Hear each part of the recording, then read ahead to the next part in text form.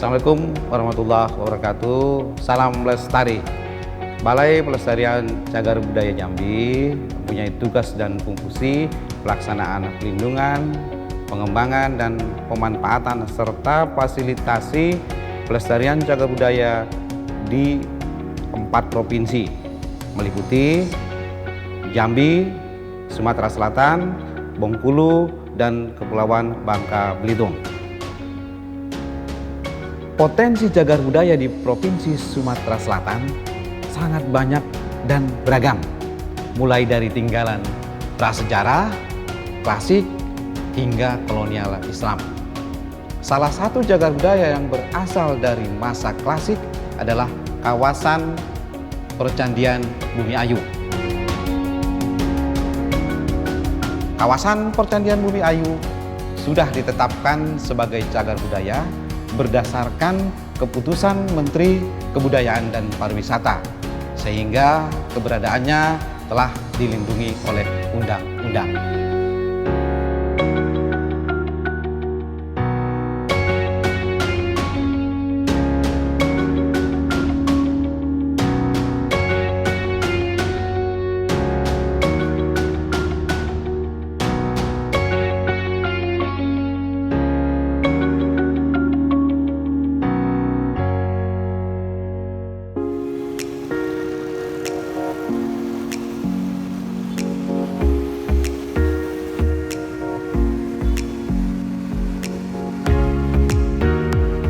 Sumatera Selatan, salah satu provinsi di Indonesia yang tak hanya kaya akan sumber daya alam, namun juga warisan cagar budaya.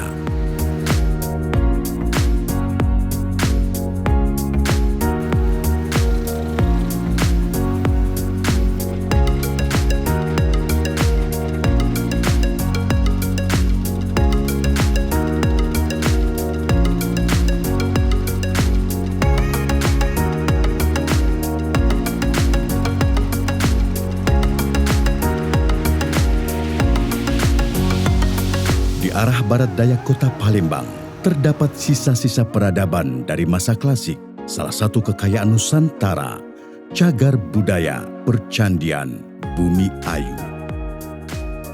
Balai Pelestarian Cagar Budaya Jambi telah memugar 5 candi di kawasan Percandian Bumi Ayu, yaitu Candi 1,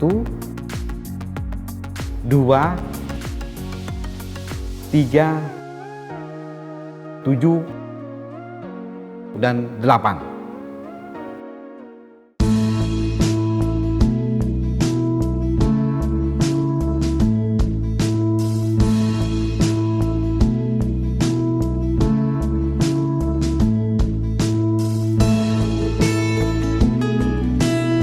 Percandian Bumi Ayu merupakan karya arsitektur yang kaya akan ornamen indah, bercita rasa estetika tinggi, mengandung filosofi luhur, dibangun dengan teknologi maju pada zamannya. Bangunan-bangunan itu hingga kini menjadi bukti betapa agung dan tingginya peradaban nenek moyang bangsa Indonesia.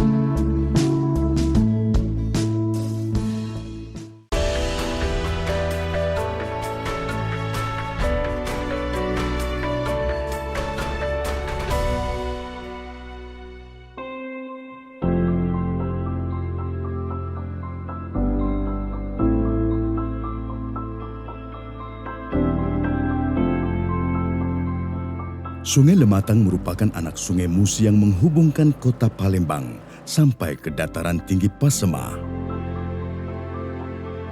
Pada masa kerajaan Sriwijaya, Sungai Lematang menjadi jalur pelayaran antara Sriwijaya dengan daerah-daerah pedalaman.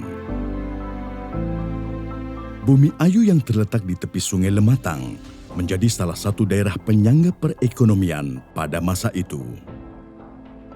Disinilah terdapat sebuah kawasan yang dianggap sakral pada masa dahulu, kawasan Percandian Bumi Ayu. Kawasan percandian ini sudah lama diteliti oleh para peneliti asing maupun peneliti dalam negeri.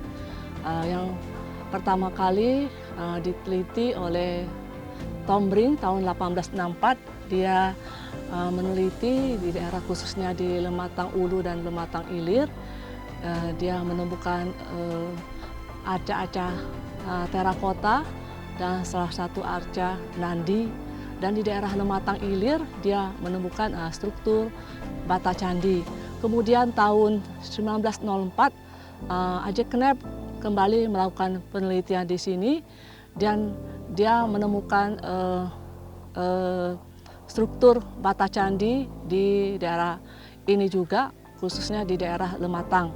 Dan pada tahun 1930 kembali F.D. Bos melakukan kegiatan penelitian di sini. Dan dia menemukan antefiks makhluk Gana dan bata candi di daerah Tanah Abang ini.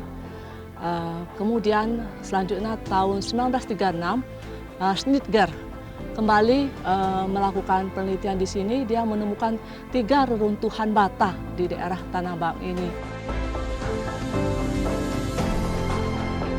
Kemudian selanjutnya penelitian dilakukan di daerah ini, yaitu dilakukan oleh Pusat Arkenas bekerjasama dengan Universitas Pennsylvania. Kemudian pada tahun selanjutnya 1991 dilakukan penelitian Pusat Arkenas bekerjasama dengan FAO melakukan penelitian di kawasan Percandian Bumi Ayu. Tahun sekitar 91-92 Pusat Penelitian Arkeologi Nasional juga melakukan penelitian di kawasan ini dan membuka beberapa gundukan tanah di sini, dan hasilnya menemukan struktur bata candi yang dinamakan Candi 1 sampai dengan 11. Dari hasil penelitian Pusat Penelitian Arkeologi Nasional ini menunjukkan bahwa candi yang diindikasikan sebagai bangunan ritual adalah kompleks Candi 1, 2, dan Candi 3. Sedangkan candi-candi yang lainnya itu masih dalam tahap penelitian dan masih diindikasikan sebagai bangunan profan.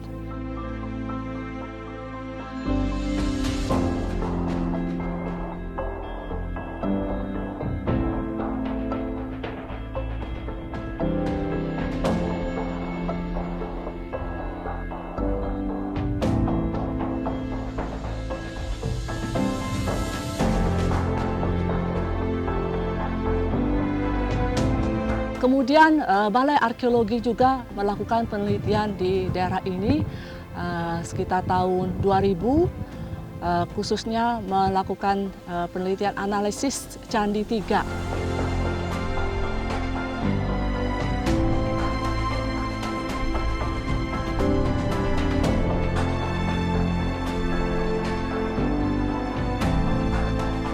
Pada tahun 2003 kita membuka kotak galian, 5 kotak galian dengan jarak interval 25 meter per kotak galian dan kedalaman antara 1 sampai 1,5 meter. Kita menemukan tinggalan arkeologi yang mengindikasikan hunian pada masa lalu.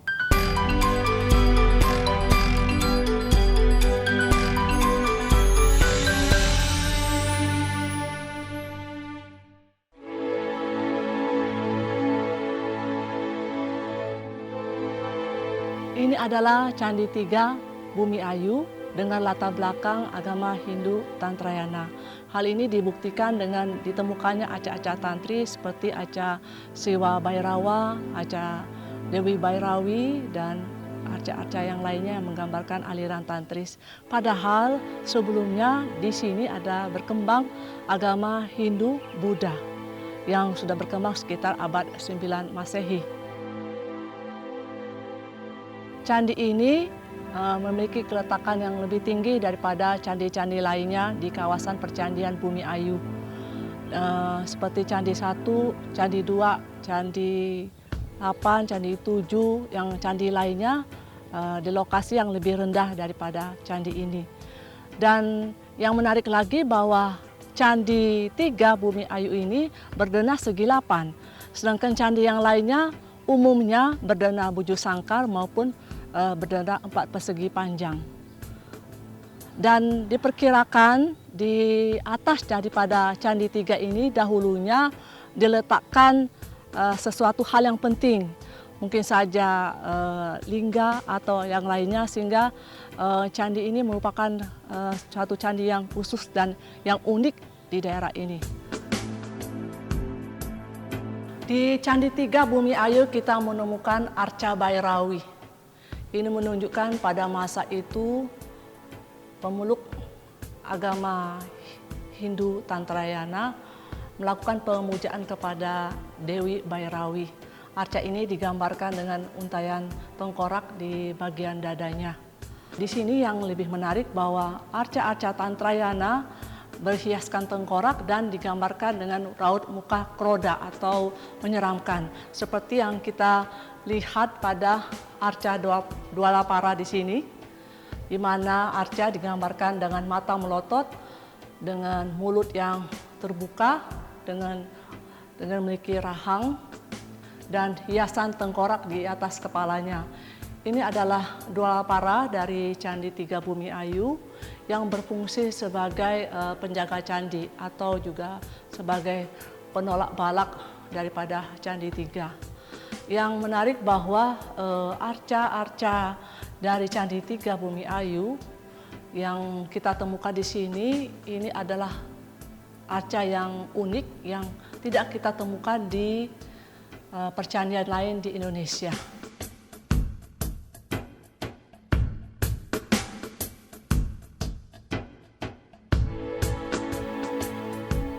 Pada percandian umumnya kita menemukan arca-arca penjaga candi seperti kepala kala dan arca Dwalapala dan arca singa. Dan seperti arca singa yang kita lihat di sini adalah arca singa dari Candi 3 Bumi Ayu yang digambarkan dalam posisi berdiri, memiliki mata yang melotot dengan mulut yang terbuka dan memegang atau mencengkram ular di sebelah kanannya, dan dia di bawah badannya terdapat arca kura-kura dalam posisi kepala keluar dari tempurung. Arca singa ini umumnya diletakkan di pintu gerbang candi yang melambangkan sebagai arca penjaga, binatang yang kokoh atau yang kuat, raja hutan yang perkasa yang bisa sanggup mengalahkan ular yang binatang yang juga ditakuti di hutan. Umumnya orang beranggapan bahwa bangunan candi di kawasan percandian Bumi Ayu ini terbuat dari bahan terakota atau tanah liat. Tetapi berdasarkan hasil penelitian Balai Arkeologi tahun 2018 menunjukkan bahwa material daripada bata Candi 3 ini terbuat dari material riolituf, seperti juga material dari arca singa yang sekarang disimpan di Gedung Koleksi Bumi Ayu. Dan hasil penggalian Balar menemukan jejak daripada tumpukan batu bata yang dipecah, hancur yang berwarna merah itu di sekitar Candi 3, halaman Candi 3 berjarak sekitar 200 meter. Kita temukan serpih-serpih pecahan bata itu, dan kami mengasumsikan bahwa bata atau batu daripada Candi 3 ini kemudian dilumuri daripada serpihan bata-bata candi itu sehingga berwarna merah. Seperti itu juga diperlakukan dengan arca singa yang disimpan di gedung koleksi Bumi Ayu. Ini adalah bekas meander Sungai Lematang yang disebut Danau Candi. Di mana kita ketahui bahwa Sungai Lematang itu berkelok-kelok, kemudian putus sehingga menyisakan suatu danau tapal kuda atau Osbolek yang nampak kita lihat sekarang ini adalah Danau Candi yang berada di dalam kawasan Percandian Bumi Ayu. Danau Candi ini merupakan danau yang sangat penting pada masa itu sebagai jalur transportasi pada masa berkembangnya candi dan juga sebagai sumber kebutuhan. Di sana kita melihat ada Candi 2 Bumi Ayu dan di sisi sini kita menemukan Candi 3, bahwa dahulu daerah sini sering dilakukan aktivitas keagamaan dengan mengambil air dari Danau Candi ini.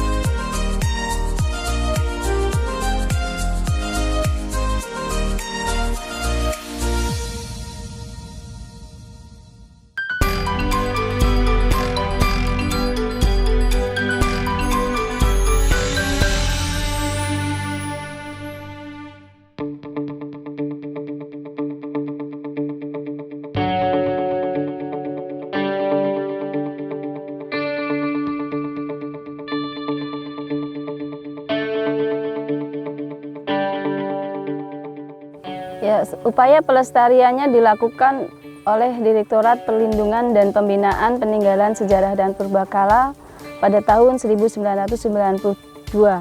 Kemudian pada tahun 1993 mulai dilakukan oleh Balai Pelestarian Cagar Budaya Jambi yang pada saat itu masih bernama Suaka Peninggalan Sejarah dan Purbakala Sumbaksel. Selain itu, untuk melindungi kawasan cagar budaya ini, maka dilakukan juga deliniasi untuk menentukan batas-batas kawasan. Dan berdasarkan kajian deliniasi tersebut, diketahui bahwa luas kawasan ini mencapai 203 hektar dengan batas terluarnya adalah Jalan Batas Desa Tanah Abang Selatan dan Tanah Abang Utara di sisi utara, Sungai Lematang dan Jalan Poros Bumi Ayu Tanah Abang di sisi timur, Sungai Lubuk Panjang di sisi selatan, dan Tebat Saleh di sisi barat. Berdasarkan hasil inventarisasi terhadap temuan yang berasal dari kawasan ini berjumlah lebih dari 1.500. Temuan-temuan tersebut sebagian besar disimpan di bangsal temuan dan selebihnya ditampilkan di galeri gedung koleksi.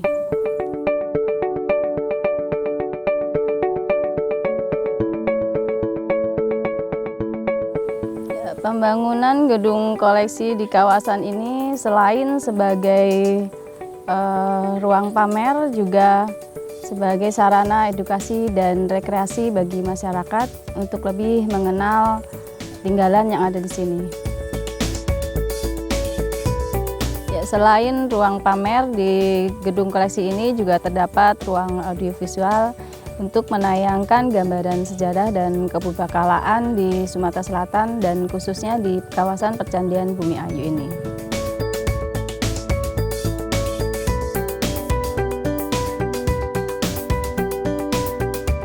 Fasilitas seperti jalan setapak, pagar, dan atap pelindung cagar budaya dibangun dengan maksud untuk menjaga keamanan dan kelestariannya. Selain juga untuk kenyamanan pengunjung. Atap pelindung cagar budaya merupakan upaya melindungi cagar budaya dari panas dan hujan yang dapat memicu kerusakan dan pelapukan, seperti pertumbuhan mikroorganisme dan penggaraman. Untuk menjaga keawetan dan kelestarian cagar budaya, tentunya perlu perawatan, dan perawatan biasanya secara rutin dilakukan oleh juru pelihara. Yang perawatan sehari-hari itu memang secara rutin tidak menggunakan bahan apapun. Dia biasanya dalam bentuk perawatan kering, maksudnya hanya dengan cukup dilap atau disapu atau dibersihkan. Sedangkan perawatan dengan menggunakan bahan konservan baik secara tradisional maupun secara kimiawi harus dilakukan oleh tenaga yang berkompeten di bidang konservasi. Di kawasan Percandian Bumi Ayu ini sudah ada juru pelihara baik PNS maupun yang honorer, dan untuk menjaga keamanan juga sudah ada satuan pengamanan.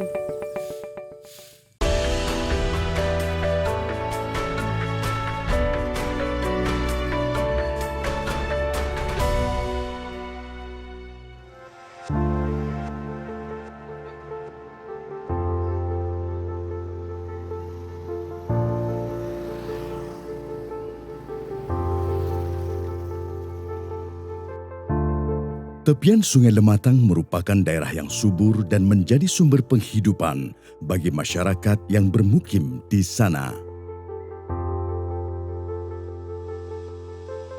Di antara pemukiman penduduk di tepian sungai ini, terdapat banyak sebaran bata dan beberapa kotak galian. Namun demikian, berbagai peninggalan arkeologi tersebut tak luput dari ancaman erosi akibat tergerus arus Sungai Lematang yang cukup deras melanda tepian Sungai Lematang. Untuk itu, upaya perlindungan sebagai bagian dari pelestarian terus-menerus diupayakan oleh Balai Pelestarian Cagar Budaya Jambi.